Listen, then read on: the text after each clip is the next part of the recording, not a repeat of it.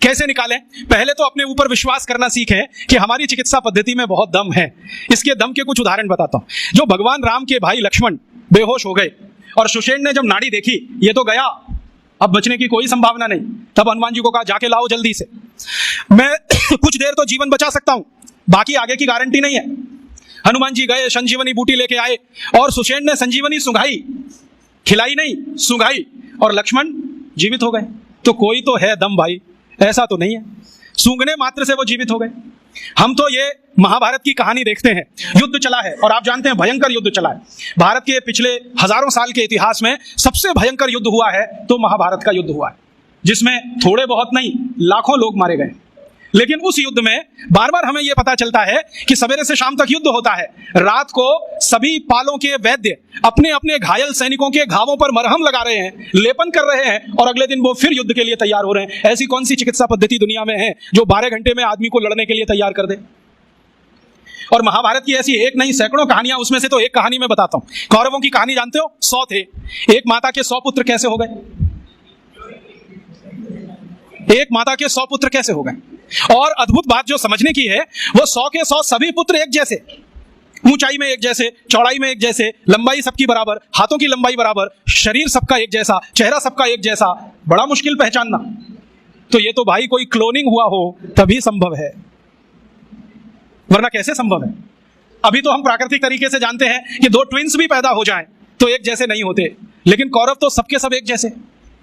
तो शायद उस समय कोई बड़े महान चिकित्सक रहे हों जिन्होंने गांधारी के रक्त में से कुछ निकालकर क्लोन कर दिया हो, या उनके गर्भाशय से कुछ निकालकर क्लोन किया हो, उसमें से ये कौरव पैदा हुए हों। तो ये क्लोनिंग की टेक्नोलॉजी तो 5000 साल पहले इस देश में थी।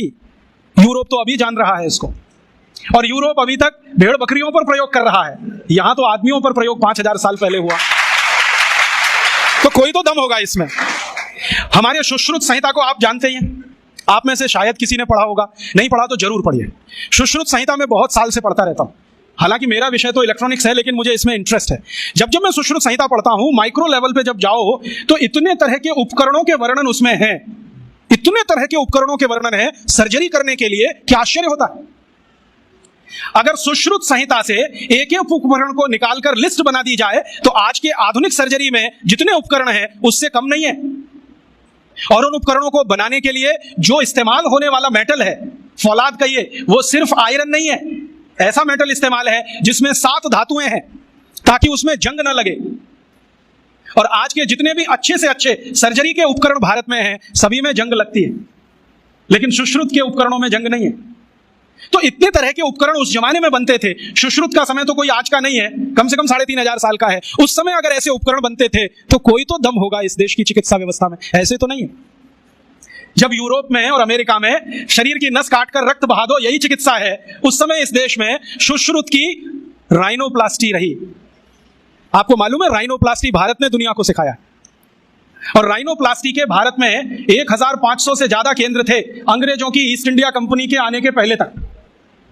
उनके स्थान और पूरे वर्णन मेरे पास है, और अंग्रेजों के दस्तावेज में से निकाले हुए।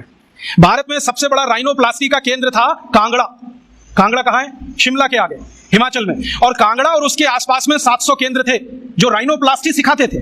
दक्षिण में जबरदस्त केंद्र थे राइनोप्लास्टी के। मैसूर स्टेट है ना, मैसूर स्टेट में 150 से ज्यादा केंद्र थे आज से 200 साल पहले।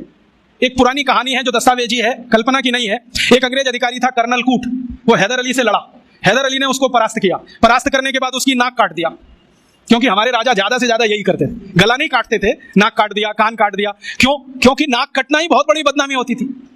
तो नाक काट दिया उसका। कटी हुई नाक लेके वो भागा कर्नल कूट। वो खुद अपनी डायरी में लिख रहा है कि जब मैं युद्ध में हार गया, हैदर अली ने मुझे नाक काट दी, हाथ में लेकर मैं भागा, और हैदर अली की सीमा खत्म हुई मैसूर राज्य की, तो बेलगाम नाम का एक गांव आया, वहां पर एक वैद्य ने मेरी सर्जरी की। 21 दिन मुझे अपने घर में रखा, सर्जरी करके लेपन लगाया, मेरी नाक जोड़ दिया। और आज मैं पार्लियामेंट के सामने कह रहा हूं कि भारत के वैद्यों को इतना ज्ञान है, वो ये सब कर सकते हैं। इसलिए हमें भारत में अपने लोगों को भेजकर ये विद्या सीखनी चाहिए। ये उसका भाषण है हाउस ऑफ कॉमन्स। तो कर्नल कूट के इस भाषण को सुनने के बाद अंग्रेजी सरकार ने तय किया, चलो कुछ लोगों को भेजो। तो अंग्रेज आए, उन्होंने यहां सर्जरी सीखना शुरू किया। और जो अंग्रेजों ने सर्जरी सीखा है, वो लिख रहे हैं कि जो जातियां भारत में सर्जरी में मास्टर थी, वो सब नाई थे। नाई समझते हैं? बाल काटने वाले। ये सब सर्जन थे 200 साल पहले। हाँ, सब सर्जन थे दोस्तों। अब जरा सोचो कि नाई अगर सर्जन रहे हों तो वो पिछड़ी जाति कैसे हुई? अंग्रेजों ने उनको 1881 के सर्वे में पिछड़ी जाति घोषित किया। उसके पहले इस देश में नाई कभी भी पिछड़ी जाति में नहीं थे।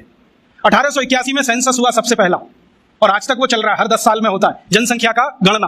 अंग्रेजों ने पहली गणना में नाइयों को पिछड़ा वर्ग में डाल दिया, और एक अंग्रेज कहता है कि ये अच्छा ही है क्योंकि ये विद्या में इतने ऊंचे हैं, अगर इनको नीचे नहीं लाओगे ये गुलामी कभी स्वीकार नहीं करेंगे। और आज हमारी सरकार भी उनको पिछड़ा ही कहती है। उनके हाथ में इतना हुनर है, उंगलियों में इतनी फ्लेक्सिबिलिटी है, वो आप देखते हैं ना बाल काटते समय, वो गर्दन भी काट सकते हैं, सोचो ना। और इतनी सफाई से उस तरह चलाते हैं, उस तरह से वो किसी ट्यूमर को भी काट के निकाल सकते हैं। ये सब बहुत बड़े सर्जन रहे। और आज से 200 साल पहले के दस्तावेज बताते हैं कि कांगड़ा और उसके आसपास, कुर्ग और उसके आसपास, मैसूर और उसके आसपास जितने सर्जरी सिखाने वाले केंद्र थे, उन सबके आचार्य नाई ही थे जातियों। ये सब सर्जन थे। और इन्होंने जो सर्जरी सिखाई है वो हिंदुस्तान के गांव-गांव फैलाई। फिर अंग्रेजों ने क्या किया, ये जो सर्जरी सिखाने वाले केंद्र थे, इन सबको गैर कानूनी घोषित कर दिया। एक कानून बनाया जिसका दुर्भाग्य से नाम है इंडियन एजुकेशन एक्ट। उसमें इंडियन कुछ भी नहीं है, नाम उसका इंडियन एजुकेशन एक्ट। उस कानून में उन्होंने ये तय किया कि भारतीय विद्याओं को सिखाने वाले जितने भी केंद्र हैं वो सब गैर कानूनी। तो उन पे ताले डलवाए गए, नहीं डाले तो मरवाया गया, उनको आग लगवाई गई, कितने लोगों को जिंदा जला दिया। वो कहानी सुने तो आपकी आंखों से आंसू निकला है। ये अत्याचार 100 साल हुआ, उसमें ये विद्या खत्म हो गई। और फिर बेईमान अंग्रेजों ने क्या किया कि यहां से सर्जरी सीखा, और उनके अपने रिकॉर्ड्स में वो सब है। हिंदुस्तान को यह बताया कि देखो हम तुम्हें वापस सिखा रहे हैं। और यहां से सर्जरी सीखकर जो डॉक्टर बने लंदन में, उन्होंने fellow of the royal society की स्थापना की, जिसमें डिग्री लेने के लिए आज हमारे डॉक्टर जा रहे हैं। और उस प्रमाण पत्र को लाके दरवाजे पे बड़ा टांगते हैं। मैं देखो FRS, उसमें शहद लगा के चाटो तो विटामिन C भी ना मिले। ये स्थिति है, इतना उलट गया सब कुछ। सर्जरी में ये था, मेडिसिन में इससे अद्भुत था भारत। और मेडिसिन में अद्भुत होने का कारण है विशेष किस्म की दवाएं यहां पर हैं। ऐसी ऐसी अद्भुत दवाएं हैं जो आप कल्पना नहीं करें, काम ना करें आपकी कल्पना।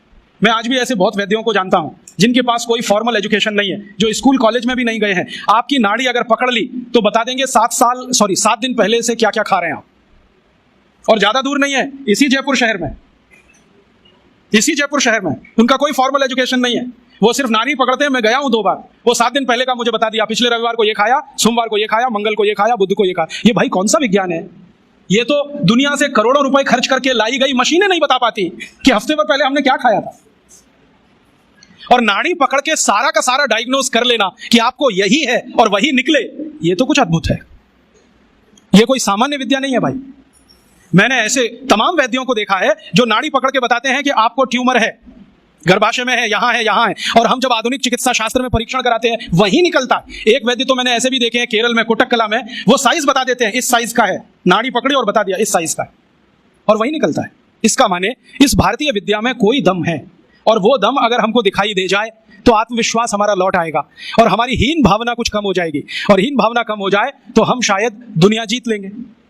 गोस्वामी तुलसीदास ने एक बहुत अच्छी बात कही है, मन के हारे हार है, मन के जीते जीत। जो मन से हार गया वो सब कुछ हार गया। आप मन से हारना बंद कर दो, बहुत कुछ जीतने के लिए इस देश में। एक ताजा उदाहरण देता हूं। आजकल भारत में एक खराब बीमारी घुस गई है, चिकनगुनिया। लाखों लोग प्रभावित हैं। मैं 6 महीने से गांव-गांव घूम के उसका इलाज कर रहा हूं, और आपको सुनकर ताज्जुब होगा, ज्यादा लोगों को इलाज में मैं एक ही बात बताता हूं, तुलसी का काढ़ा पी लो, नीम की गिलोय होती है ना, उसको भी उसमें डाल लो, थोड़ा सूंठ डाल लो, थोड़ी छोटी पीपर डाल लो, बस ये 4-5 चीजें, और थोड़ा गुड़ डाल लो, क्योंकि ये कड़वा इतना है कि पी नहीं पाओगे। इतने मात्र से 3 खुराक में बीमारी ठीक हो रही है। और जो एलोपैथी से कर रहे हैं ना, बोवेरोन के 3-3 इंजेक्शन ठोक दो, डाइक्लोफेनेक दे दो, और पैरासीटामोल भी दे दो, जो तुम्हारे पास है सब दे दो। 20-20 दिन से बिस्तर में पड़े तड़प रहे हैं, 20-20 दिन से। अभी आज मैं आया भीलवाड़ा से, और आने का देरी का कारण भी यही है कि वहां 1 लाख लोग चिकनगुनिया से पीड़ित हैं। वहां डॉक्टर आते हैं, राजीव भाई जरा बताओ ना। मैंने कहा अपना इंजेक्शन खुद क्यों नहीं ठोक लेते? कहते हमें मालूम है इसके साइड इफेक्ट क्या है। तो पेशेंट को क्यों नहीं बताते? इतने हरामखोर हो। तुम्हें मालूम है कि इसका साइड इफेक्ट क्या है? वोवेरोन लगाएंगे तो क्या होने वाला है? मुंह में छाले हो जाएंगे, गले में छाले हो जाएंगे, अल्सर भी हो सकता है। तुम जानते हो, फिर पेशेंट को क्यों नहीं बताते? ये हरामखोरी तुम में कहां से आ गई? अपने को इंजेक्शन ठोकोगे नहीं, उसको ठोकते जाओ। तुम्हें मालूम नहीं है ठीक नहीं होगा, फिर पैरासीटामोल देते जाओ, डाइक्लोफेनेक देते जाओ, नोवलजीन के इंजेक्शन लगाते जाओ। और दुर्भाग्य से एलोपैथी ने ये सब नाम 20 साल पहले बैन कर दिए। वो कहते हैं डाइक्लोफेनेक खराब है, पैरासीटामोल तो और भी खराब है, नोवलजीन तो 1984 से बैन है यूरोप में और अमेरिका में। वही इंजेक्शन यहां ठोक रहे हैं लगातार। दुष्परिणाम है कि मरीज ठीक ही नहीं हो रहे हैं। और मैं आपको मेरा अपना तजुर्बा बताता हूं। आप में से कुछ विद्यार्थी होम्योपैथी के हैं, आप जानते हैं कि होम्योपैथी की बहुत सारी दवाएं आयुर्वेद से ही निकली। तुलसी है ना, उसी से ओसीमम है। ओसीमम की 3-3 खुराक देके कर्नाटक में 70,000 रोगियों को चलता कर दिया। और वो 20-20 दिन से एलोपैथी खा रहे थे, रिजल्ट नहीं आ रहा है। ओसीमम 200 की 3 खुराक सफिशिएंट। और आदमी 20 दिन से तड़प रहा है बिस्तर में, न नींद आ रही है, न चैन मिल रहा है, इतनी उल्टियां हो रही हैं, बुखार उतर नहीं रहा है, सब तकलीफ है। 3 डोज दो, खत्म कहानी। मैंने उसको फिर कुछ जरूरत ही नहीं। और फिर आज स्थिति यह है कि कर्नाटक सरकार ने हमारे ये कैंपों के रिजल्ट देखने के बाद अपने डायरेक्टर्स और जॉइंट डायरेक्टर सबको लाइन से लगा दिया, जाओ राजीव दीक्षित के पास, सीखो उससे वो क्या दे रहा है और रिजल्ट क्यों आ रहा है। हमने 70,000 पेशेंट को दवा दी, 6 मरे, और उन्होंने 1,22,000 को दी, उसमें से मुश्किल से 6 बचे। ये कर्नाटक का हाल है। कर्नाटक में चिकनगुनिया इतना बुरी तरह से फैला है, कोई गांव नहीं बचा जहां चिकनगुनिया ना हो। मेरी तो स्थिति यह है कि कार्यकर्ता कम पड़ गए, डॉक्टर कम पड़ गए। अगर मेरे पास 1,000-2,000 डॉक्टर होते तो हम कर्नाटक के उन लाखों लोगों को बचा लेते जो मर गए पिछले 6 महीने। महाराष्ट्र में भी यही है। रिजल्ट मिलते हैं उन दवाओं से, तो भरोसा क्यों नहीं करें उनके ऊपर। ओसीमम तो तुलसी में से ही बनी है भाई, और तो क्या है, डाइल्यूशन फॉर्म में है, बस इतना ही तो है। और तुलसी का काढ़ा समझ लो मदर टिंचर फॉर्म है उसका। तो काढ़ा दे दो तो समझ लो मदर टिंचर दे दिया, और पोटेंसी में दिया तो डाइल्यूट करके दिया। और आप जानते हैं कि ये आयुर्वेद का ही सिद्धांत है कि औषधि की मात्रा जितनी कम रखो, असर उतना ही अधिक है। होम्योपैथी तो इसी पे काम करती है। तो अपने विज्ञान में दम तो है, अपनी विद्या में दम तो है, बस इसका प्रचार करने की बात है। प्रचार कौन करेगा? आप करेंगे। और इसका सबसे सरल तरीका है walk walk walk and talk talk talk. सबसे सरल तरीका। अगर आप इसका अपनी विद्याओं का प्रचार करना चाहते हैं, सरकार तो करेगी नहीं, क्योंकि वो एलोपैथी के चंगुल में फंसी है। हमारी सरकार के 2 मंत्रियों का तो मेरा तजुर्बा है पिछले 6 साल में। जब जब मैं उनके पास गया स्वास्थ्य मंत्री को मिलने के लिए, वो कहते राजीव भाई ये सब हमको समझता है, कर कुछ नहीं सकते, क्योंकि ऐसा जकड़ के रख लिया है। तो मैंने कहा इसमें आग तो लगा सकते हो, आग ही लगा दो हनुमान जी की तरह से, रावण की लंका एक बार जल जाए, कम से कम कहानी तो खत्म हो जाए। तो कहते हैं उतनी हिम्मत अभी तक नहीं आई है, आ जाएगी तो वो भी लगा देंगे। तो उनमें तो आने से रही, क्योंकि वो तो फंसे हैं अपने स्वार्थ में। आप इसको तैयारी करो।